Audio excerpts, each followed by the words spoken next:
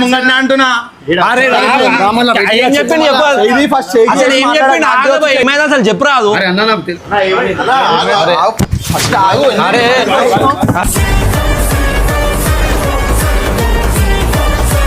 बोला बोला next time बोला ना तेरी కొడతా तो देख ఏందన్నా అందరు ముంగట చెప్పుకుంటా తిరుగుతారా బండి చేస్తలేరు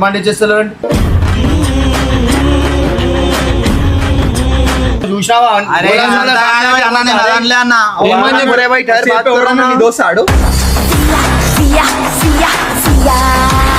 పనికి చెప్తే దీనికి చెప్తాడు దాని తర్వాత ఈయనేం చేస్తాడు అందరు మార్కెట్ ముంగట ఎట్లా చెప్పుకుంటా పేరు నాది బదలామవుతుందన్నా.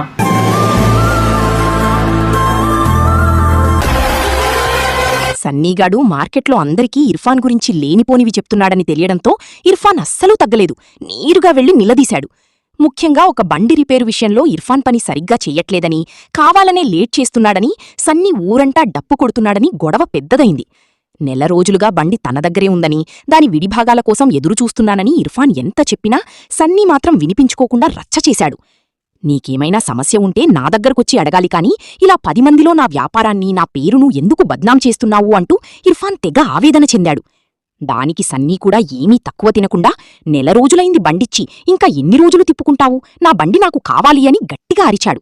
ఇద్దరి మధ్య మాటలు పెరిగి ఒకరినొకరు దూషించుకుంటూ తోసుకునే వరకు వెళ్ళింది. అసలు చూస్తుంటే కొట్టుకుంటారేమో అన్నంత సీరియస్ సీన్ క్రియేట్ అయింది. చిన్న చిన్న పనులైతే 10 నిమిషాల్లో చేసిస్తా, కాని పెద్ద ఇంజన్ పని అన్నప్పుడు టైం పడుతుంది కదా, అర్థం చేసుకోవా అని ఇర్ఫాన్ తన ఇబ్బందిని వివరించాడు.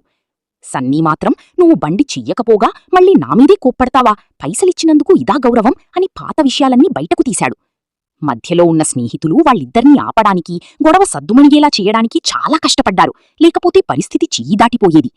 ఇర్ఫానేమో సామాన్ రావడానికి టైం పడుతుంది, నాకు మాత్రం పిచ్చా నీ బండిని ఇలా షాపులో పెట్టుకోవడానికి,